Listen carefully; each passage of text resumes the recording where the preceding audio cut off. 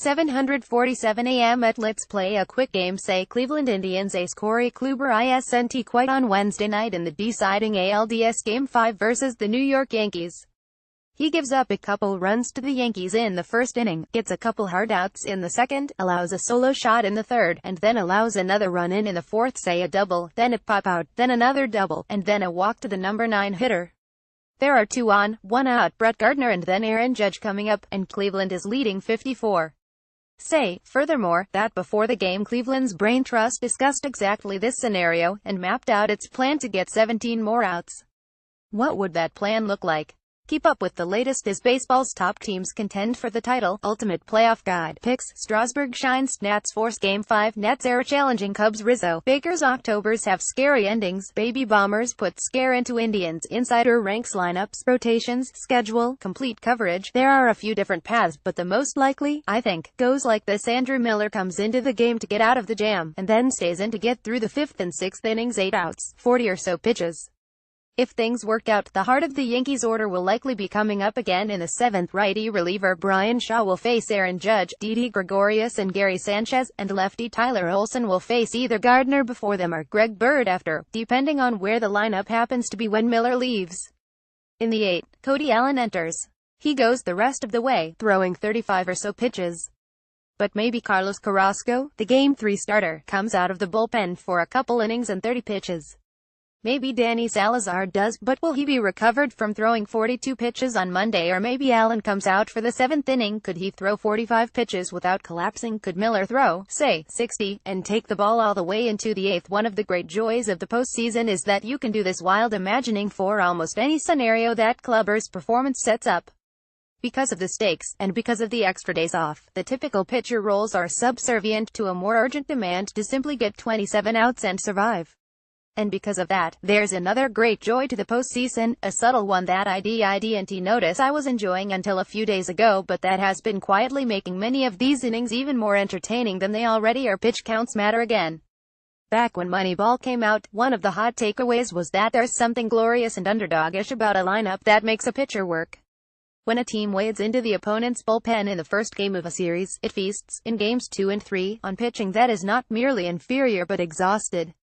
Baseball is a war of attrition, Billy Beane was fond of saying, and what's being attrited is pitchers' arms. It's a long season, so teams rely on sunflower seeds, dumb and funny faces to keep them sane. We rank their antics to determine which postseason clubs you should want to spend 4 weeks in a mature relationship with. Whether you're a future Hall of Famer, a relative nobody, or even a relief pitcher, you could be holding a bat on your shoulder as the other team celebrates a world championship. We did the math to find out who is most likely to be this year's GOAT.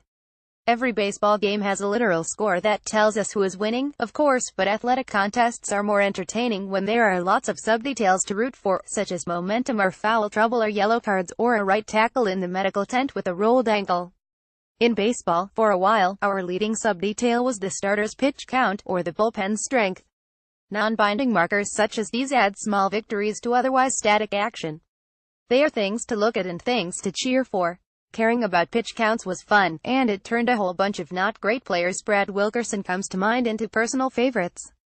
But the allure of the grinding at-bat faded.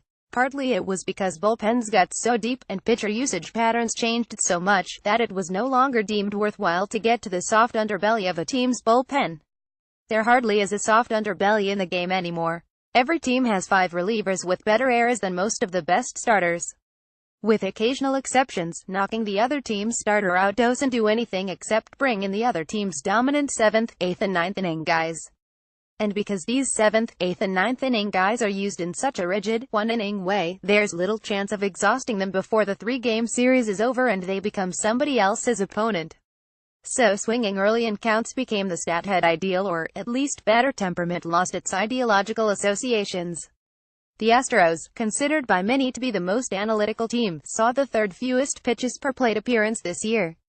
If an opposing pitcher throws 70, 80, 90 pitches, who cares? We don't, said Tampa Bay Rays center fielder Kevin Kiermaier in 2015, after the patient Rays suddenly flipped to the aggressive Rays. Hit pitches that you're supposed to hit. Hit fastballs early in the count, no matter if he's thrown 5 pitches this inning and you're the 3rd hitter. If you make an out and the pitcher throws 7 pitches, so what? The result was that we lost something to count, and the middle of games lost just that little bit of nuance. The irony is that more days off produce more pitcher scarcity in October than in the rest of the season. For most of the year, starters go 5 or 6 innings every 5th day, the good relievers cover their 1 inning when their team is up 3 runs or fewer, and managers don't ask for much more. Occasionally a closer has pitched 3 days in a row and might be unavailable. Occasionally extra innings demand a second inning from a high-leverage reliever, who might then be unavailable. Occasionally a starter is pitching so well you might like to keep him in longer but for his high pitch count. Occasionally, but for the most part, managers have the pitchers they want pitching when they want them to pitch. In October, especially in the past few years, managers are pushing harder and harder to give all high-leverage innings to just 3 or 4 pitchers on their staff. They're doing this while, at the same time, pulling their starting pitchers earlier and earlier. So Andrew Miller almost never pitches 1 inning in the playoffs. Last October, he got at least 4 outs in every appearance he made. Cody Allen did the same in 6 of his 10 appearances, and has twice this year.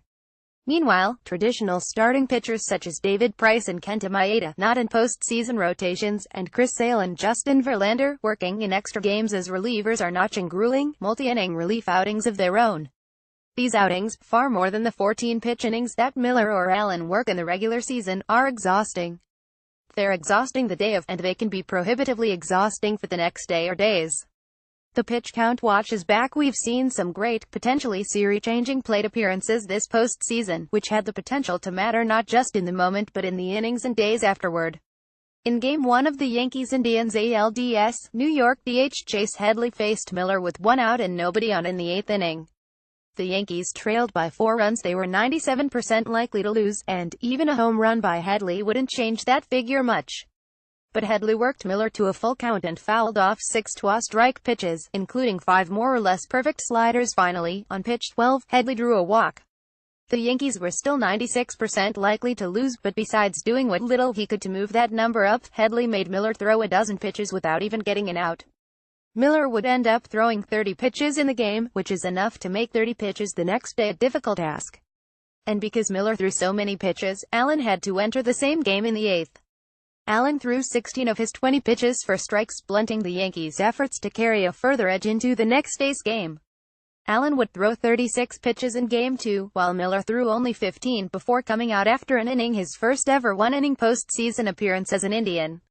In Game 3, Cleveland got the Yankees back with the count 0-2 against Yankees closer Aroldis Chapman. Jose Ramirez fouled off a 102 mph fastball at the top of the zone and then fouled off a 104 mph fastball in the upper half of the zone.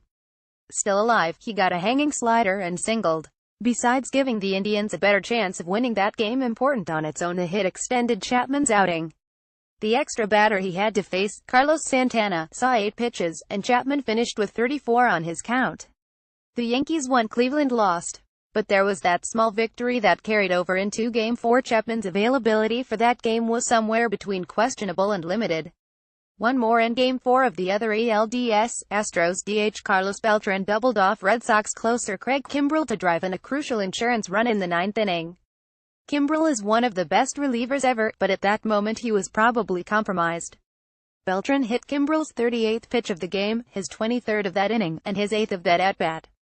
The wear of the previous 37 seemed to show. Kimbrel's first 5 fastballs of the night were 99, 101, 101, 100 and 100. His final 5 were 98, 97, 98, 97, 98. Still hard to hit, but it's easy to look back at the first 23 innings of that game and wonder which at-bats might have tilted the Beltran-Kimbrel matchup to Beltran. The 8-pitch at-bat Bregman worked against Kimbrel earlier in the 9th, or maybe the 9-pitch at-bat Carlos Correa had against Chris Sale, perhaps forcing Kimbrel into the game a couple batters early. Maybe none of them. Maybe Kimbrel wasn't compromised at all. But it's certainly plausible that he was. Which is why, as soon as Corey Kluber and CC Sabathia throw their first pitches Wednesday night, and as soon as each side's bullpens start getting loose, I'll be watching the pitch counts.